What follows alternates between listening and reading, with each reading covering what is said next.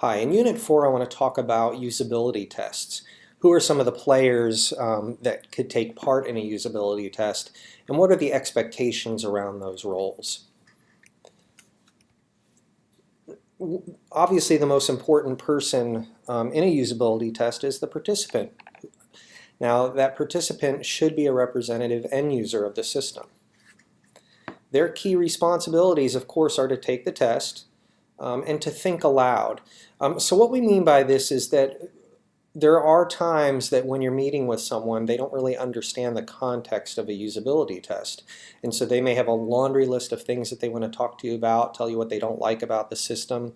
But the key is that we want to make sure that they have an opportunity to go through our test. The test being that we're not testing them, we're testing the system to find out, can they accomplish tasks efficiently in an intuitive fashion.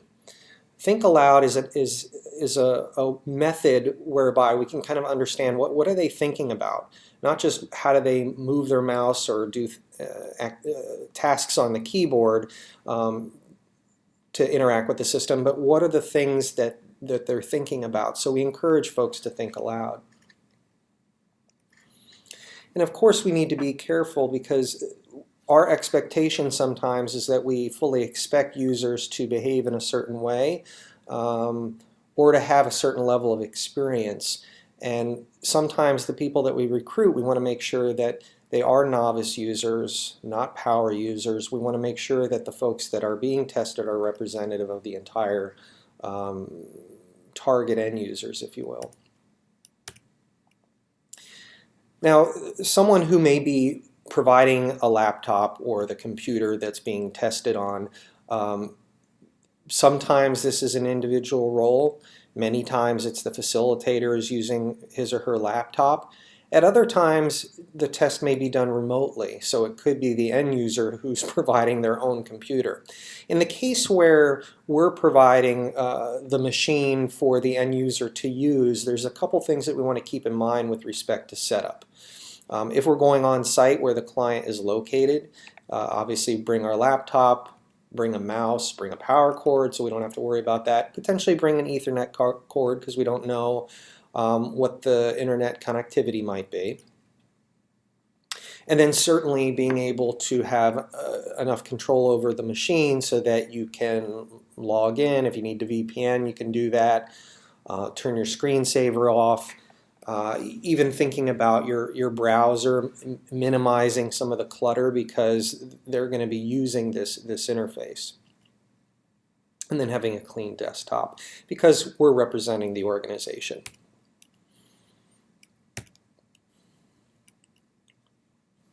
A scheduler is another role. Again, it could be the same person doing this, but it's also something to keep in mind when we're recruiting and getting people to participate in usability tests. One of the things, the best practices that I like to do is certainly we send an initial communication to recruit this individual. But what we want to do is after we kind of pin down when there's going to be that date and time, that we're aware of any time zone differences because we want it to be even user-centered in that fashion. So we're using the language or the time that is local to them. Often if we're doing a remote test, we may be using something like WebEx to create it. So we need to make sure that we create that meeting, that we're fully set and know how to use it, know how to potentially either turn control over to someone else or allow them to control our own machine. There could be times that what we're showing is not available to someone else. And a good practice is to just create an Outlook calendar appointment so their time is booked, and we paste in those WebEx details. We want to make this, at the end of the day, we want to make this as easy as possible so that we have a high success rate of people making the time that we've scheduled for them. And then you'll notice that the last bullet that I have here says that we would send a confirmation email. Sometimes what I'll do is kind of send a reminder out also kind of the day of, so that it is something that folks understand as a priority. Okay, so the bulk of our discussion is going to be talking about the responsibilities of the facilitator. The facilitator is the person who's essentially the MC, the person who takes the primary responsibility of speaking with the end user.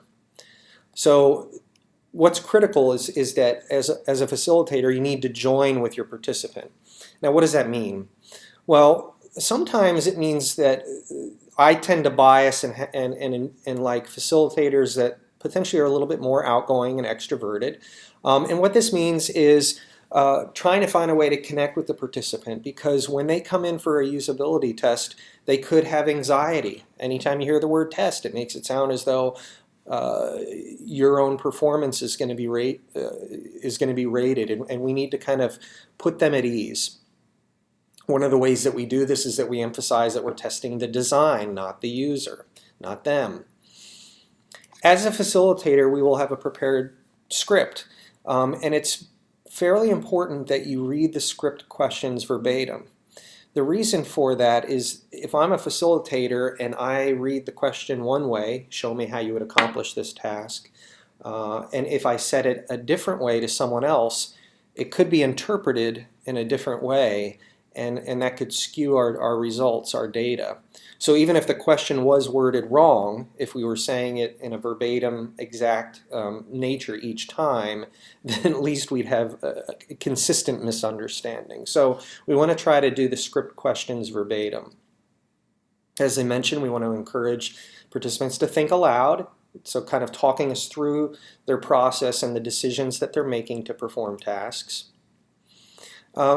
One of the qualities of a good facilitator is to reflect what you hear. So if a participant is mentioning that something is difficult for them or whatever, reflecting back what you hear, so kind of summarizing what you've heard to get that confirmation that you've heard it correctly, is critical. Usability testing, there's a quantitative component to it, but there's also a qualitative component to it as well, and we want to make sure that we really kind of understand what their thinking is. One of the critical things that, again, is one of these unnatural aspects for usability testing is I think most of us have this inherent nature to want to help people be successful. And so it becomes very challenging if you're doing a usability test, you've asked someone to complete a task and they just can't. And more so, we want them to be successful. So I've observed that there's some folks that try to kind of give someone hints or get them closer to completing the task. But we really don't want to provide prompts. If there's no other way around it, we can provide a prompt so they can be successful because perhaps the next task depends on the completion of the one previously. But generally we don't want to do that. What we'll often say is we can repeat the question verbatim again if they don't understand it. But we can move to the next question if it's clear that they can't complete the task. We'd only be prompting if again, completion of that task is necessary to move on. So what are some of the other characteristics that a facilitator needs to have? The first is rapport. Again, as I mentioned, in terms of joining, it's your responsibility to strike a connection with the test participant before the test even begins. You want to set them at ease, calm their anxiety.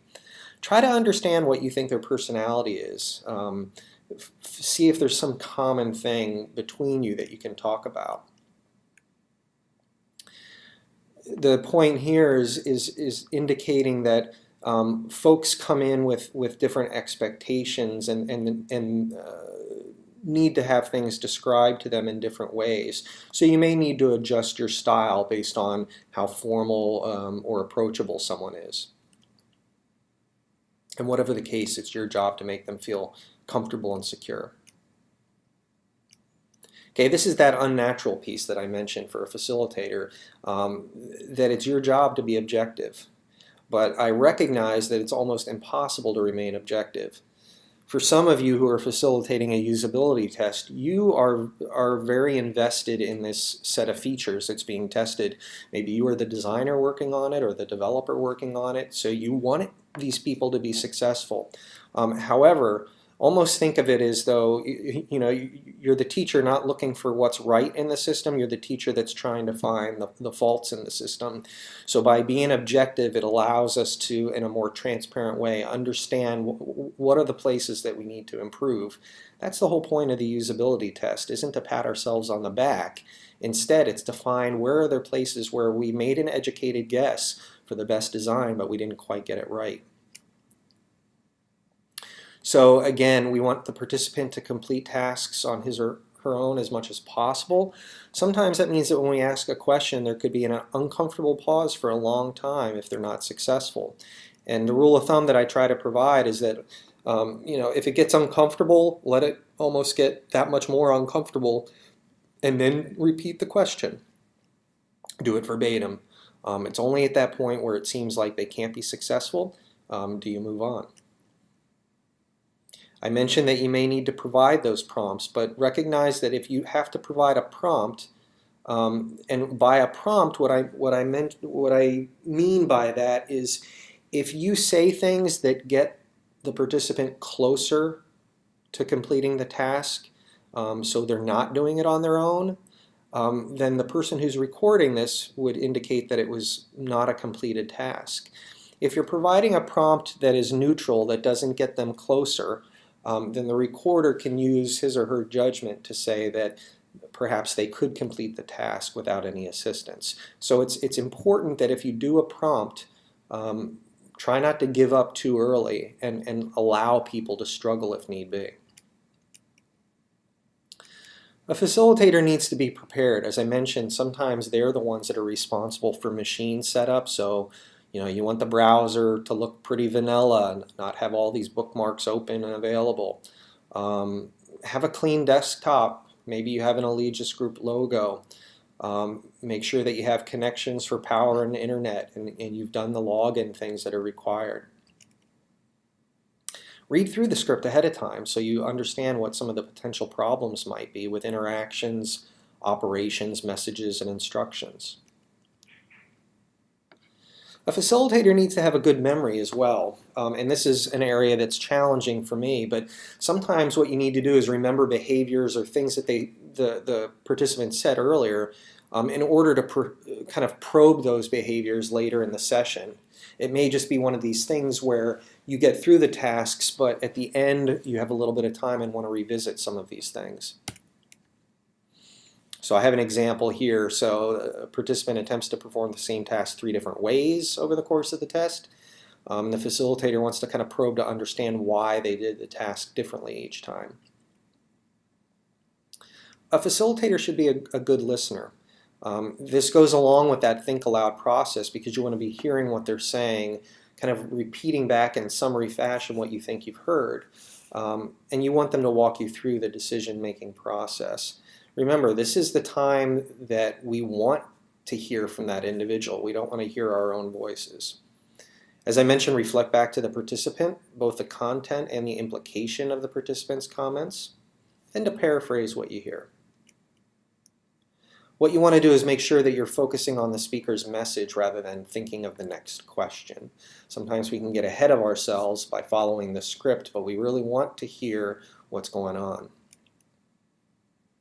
And sometimes by providing this kind of reflective listening, so summarizing what you hear, you may find that you got it wrong and they're going to correct you or give you some deeper information that they didn't say at the beginning. Flexibility.